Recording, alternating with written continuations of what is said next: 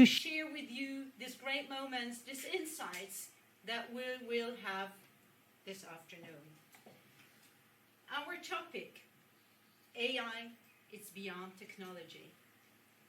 And those who knows us already know that for us, it's only about 10% technology and 90% the human being. We want to benefit from the technology. Yep. We want to use it for the human being for a better life. Now, Swiss Cognitive brings all the stakeholders, all the interests in the topic of artificial intelligence, where we want to talk about applied intelligence, about cognitive technology, about the real stuff. It's not magic. We're not talking about Terminators, neither about science fiction. We want to know the real stuff. How can we do the first steps using this great technology for our business, for our services, and to benefit as humankind? Therefore, we have a lot of speakers presenting today their insights and their use cases. I would like to share with you three really important stuff. We are challenging the technology also on our side. So we did a great invest into the technology to be able to share with you more than just the presentation of our speakers. We want you to connect with them if you have interest in the topic or in the person. So what you're going to find during the presentation, you will find buttons where you can press on to either engage for a one-to-one. So feel free. There is no pressure and there is no sales. It's really about you. If you want to get into contact with the people or the companies behind the people, go there and make sure you get a one-to-one. Also, we have a backstage, a virtual backstage, where you can get together after the speaker's time for 15 minutes in a virtual room to exchange directly with the speaker. It's really just 15 minutes. Then we have to kick you out because the next one is going to come. So this is kind like in real life. We're really trying to negotiate more between the individuals, between the speakers as well as you, the audience. We're trying somehow to hatch what we're missing while we're not able to be together offline. So try that out and get in there, and also please give us feedback on what works and what doesn't, because we want to make it better, and it's an iterative process to challenge the technology to have better events and better insights and better share with all of you around the globe. So the last point, what is really important, I'm going to be the timekeeper. It is much more stressful on a virtual stage. We will need to make sure that we keep our time, because the speakers are waiting and there are certain people, they obviously will get in only for certain sessions because they're working. So I will make sure that we are keeping on time. Now, AI is beyond technology. As mentioned before, it's all about human. And we're very happy to announce our partnership with Defense, with the Swiss Army Forces, because this is a very, very tricky topic. So let's share the slide. Social acceptance. Where is the social acceptance of technology? We want to find out. We want to know your opinion. So we are sharing with you the link. You will get it also in our wrap-up, and you will find it also in our webpage later on. It's about what is acceptable and what is not acceptable. It's going to be anonymous, and we will share the data with you in a few months. So now it's my great pleasure to introduce you to our first speaker from the States. It's Megan. Megan has over 20 years of experience leading best-in-class consulting and strategy in the talent management industry. She's passionate about the future of work and the impact of technology on the workforce.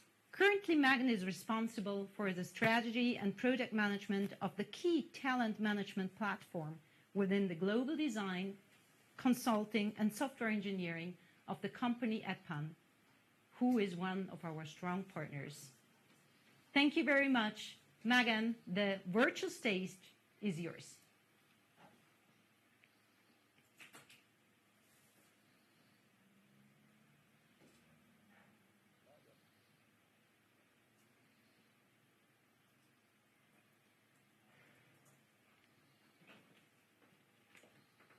Okay, great. Thank you so much. You need to reload the page.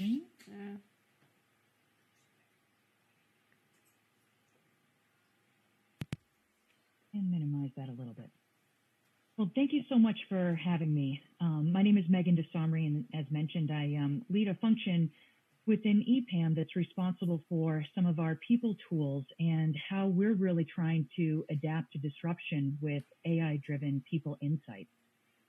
So I'm very excited to kind of share things with you. What I thought I would do is just kind of set the stage a little bit for kind of why this is so important. Give you a little bit of a case study of my own organization, EPAM, and a little bit of an overview, and if I can squeeze it in, maybe just a quick live demo around kind of what we're doing today and just a little bit about who we are. So the digital revolution, I mean, it's transforming the way companies across the world operate.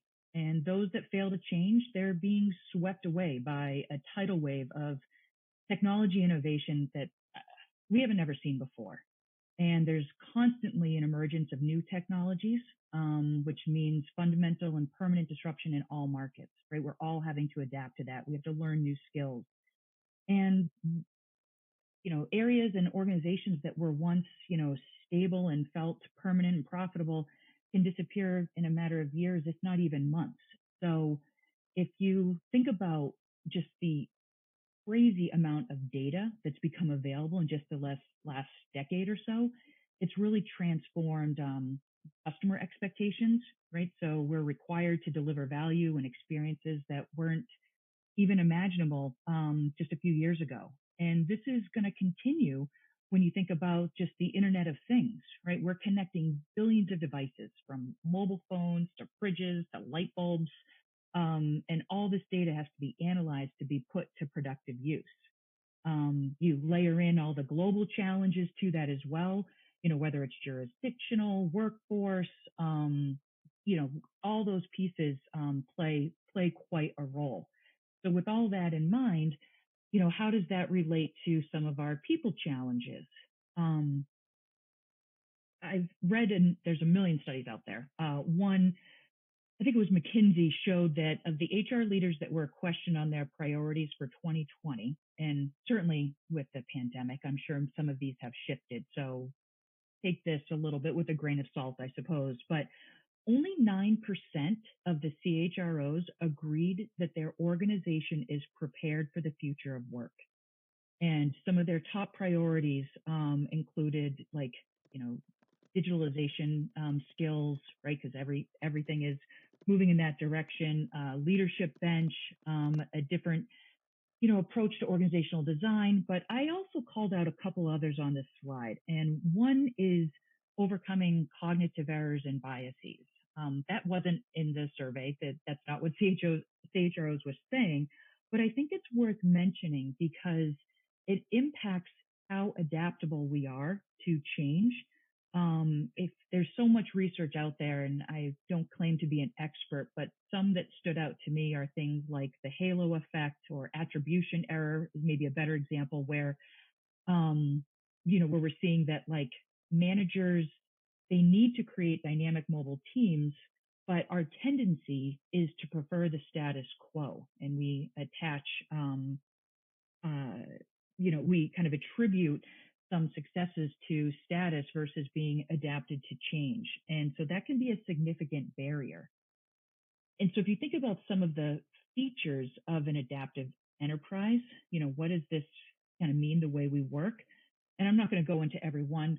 We definitely have limited time, but I guess one way to think of it is we are all tech companies now, whether you're a retailer or an automotive manufacturer, whether it's self-driving cars or complex logistics for grocery delivery, right? Something that is had a huge surge during this pandemic that we're all experiencing on a global level.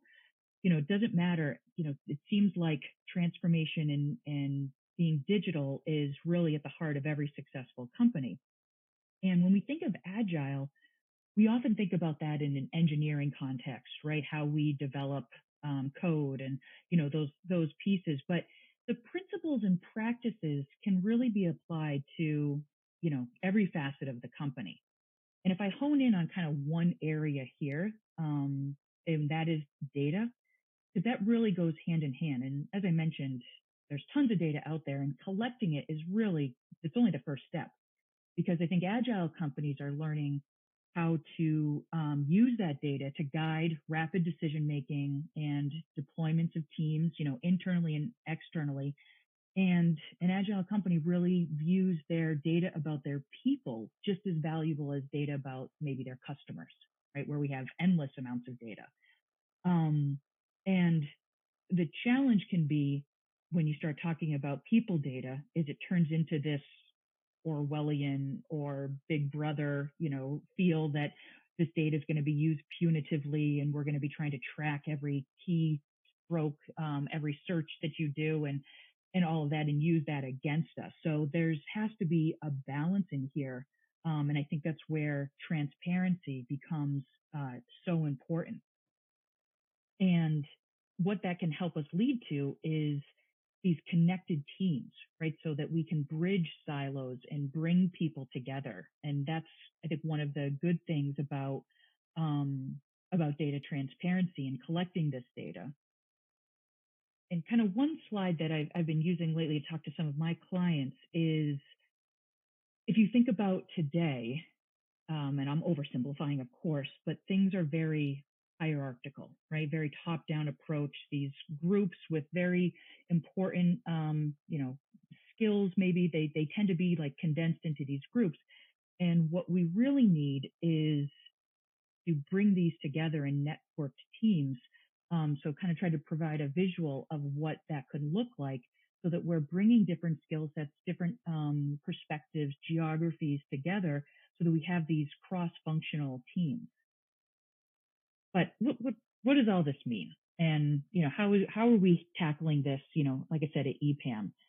Well, we realized that to do this, to adapt to this disruption, using some agile methodologies, we can't just collect the data. We need to do something with it. But the first step of collecting the data is certainly important. And so what we're seeing kind of fuel us is, yes, it's a set of tools. I'm not here to sell those to you. That's not my point of showing you these tools. It's more to show what we've done with some of this data, to make it more apparent and more relevant. So thinking of EPAM as a case study, we're a decent sized organization. I think our last count was close to 40,000 employees. We've had year over year organic growth, and we feel 5 factors play a role. But really, if I were to summarize, I think it's that we try to treat each element as important, elements being our people, the right processes, and the right technology to support that. And that those things work together, that technology alone doesn't do anything without the right people understanding that, it doesn't actually work. So here's a snapshot, if you will, of some of the tools that we use within EPAM. And my reason for showing this is that we try to use things across the entire employee life cycle so that we collect data in a meaningful way, so that we understand skills that people are achieving through our learning platform or through our recognition platform. We use that as another data point to say, oh, wow, maybe someone really is highly skilled in data science because they're getting recognition from their peers. But the way, by using these tools, it means that we do have a great kind of data footprint to work with, because we've got, because our employees are actually using them. One of the biggest challenges, I think, of technology sometimes is, how do we get people to use it? And our goal is to kind of pull many systems together. So we have some homegrown ones, we have some external ones, and try to give a view of not just our people data, but also our project data, right? Because we do a lot of delivery for our clients. We're a services organization, engineering services. And so we track tons of project data, and we try to bring all that together, into one tool set. And shameless plug, a little proud that we've been able to get some external recognition. So let me give you just a 2-minute view into what what this might look like. So this is if we just think of ourselves as a project manager here, Akeem Rose, coming into this solution, and let's just pick a really, really specific scenario here where he needs to find somebody with a certain skill set. So he's going to do a search for, everyone in the organization with Java skills. And in EPAM's world, this is kind of our demo environment. We've got tons of matches. And you can certainly do a more complex search. This is just kind of illustrative. But then what I want to do is try to understand this data further and filter it. So I want to make sure it's someone, because we track workload, someone that's available now. I need a Java developer, but actually I want to make sure that they are, let's say that it's their key skill and a project role in mind.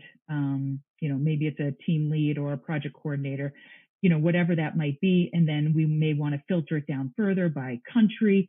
So you'll see within a few clicks, we've gone from 24,000 results to 367 matches. And like I said, you can keep whittling this down until you get to just what you need. And if you notice, the way we're tracking these skills is kind of across the board. So it's not just a self-identified skill.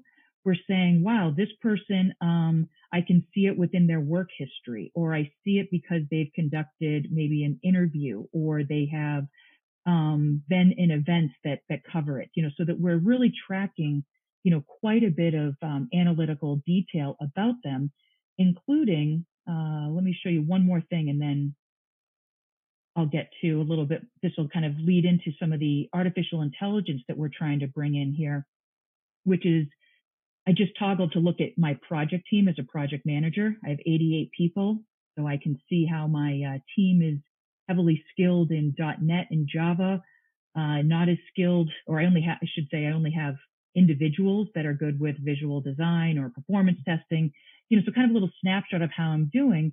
But you'll see I also track an attrition score, and this is a predictive algorithm that lets me know, based on, I think we track something like 50 or 55 different data points, that I have people on my team that have been given a kind of high probability of attrition.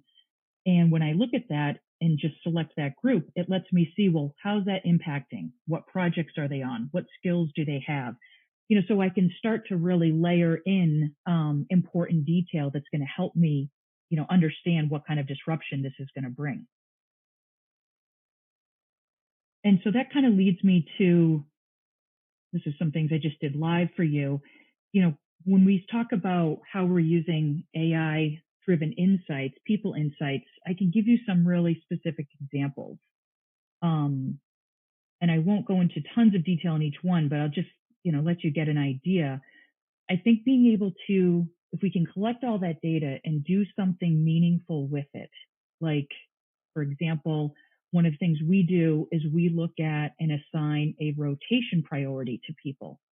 And so the goal there is to be an early warning indicator where we might have some future attrition, or we want to prevent burnout and support professional growth. So we look at a number of data points. Here's just a few, right? How long maybe they've been on their project within a certain position, what their job level is, when their last assessment, all kinds of data elements around that so that we can say, you know what, this could be a concern. We need to investigate this further. Very similar for predicted attrition. They kind of go hand in hand a little bit, where we track a relative as well as absolute kind of score or likelihood that someone might leave the organization. And this is an algorithm that our data science team developed. Sorry about. Okay, we have a little background noise there from the production team, I think, but I'll just keep going. Basically, we're trying to take all that data, and with our predicted algorithm, maybe it's just in my ear.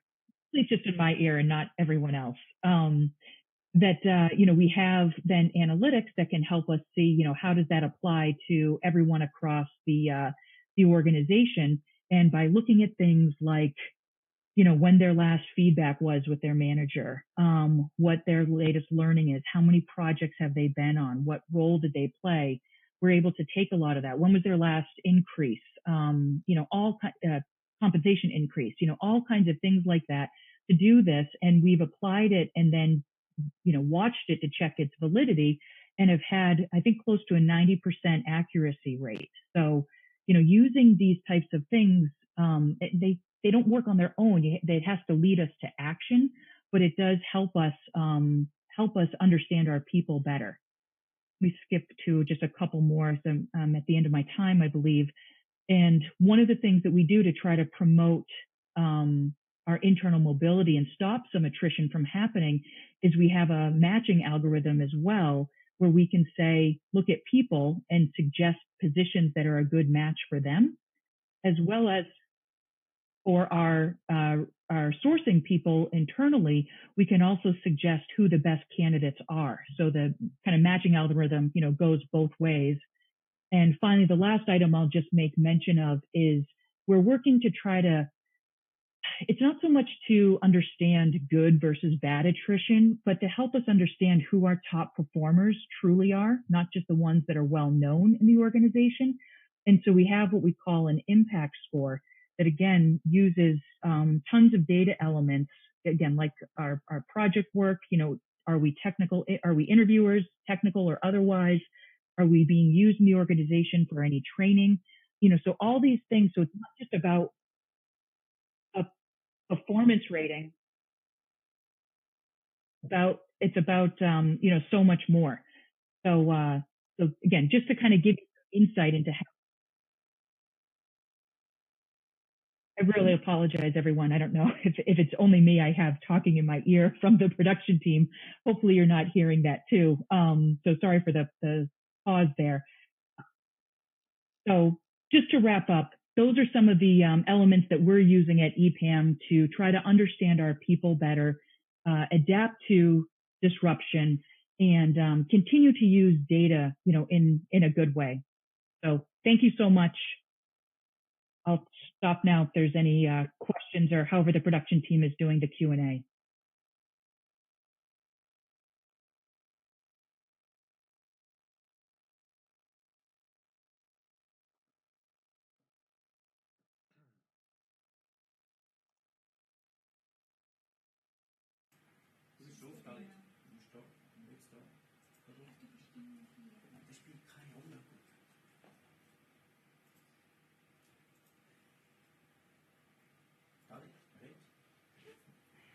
Yeah, okay.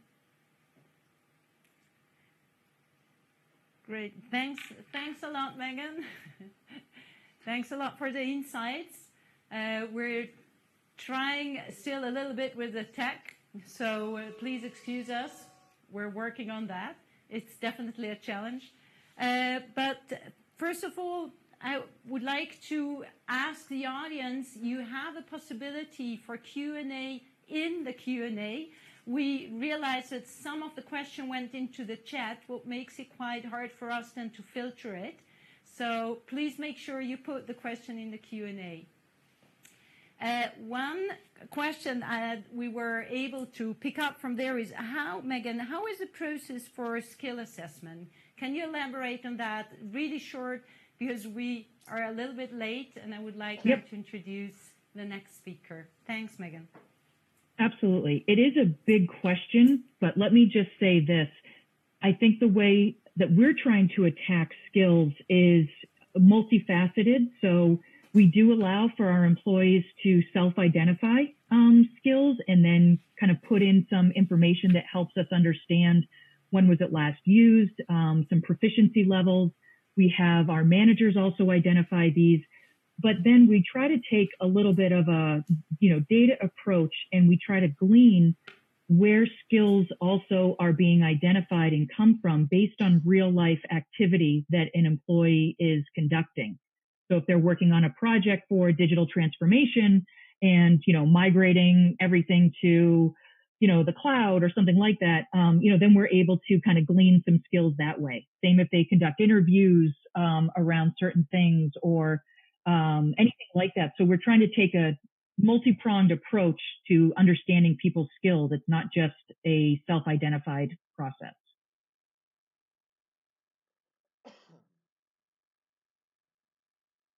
Hopefully that answered the question.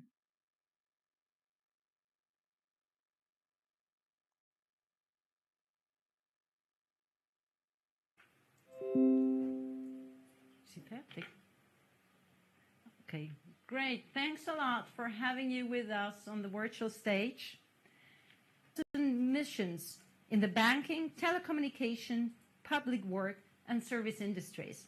His recent conferences and publications have explored the social, organizational, and technical challenges to leverage data science, machine learning, and AI in business. Lee, the stage is yours.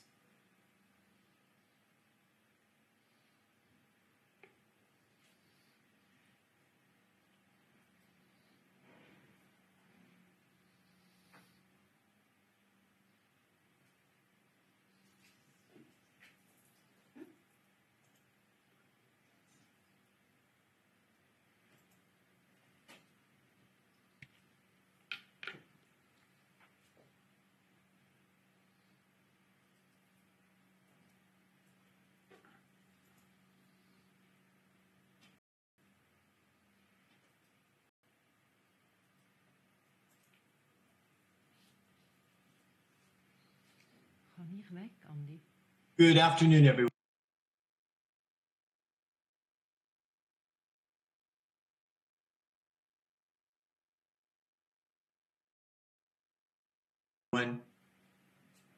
Andy?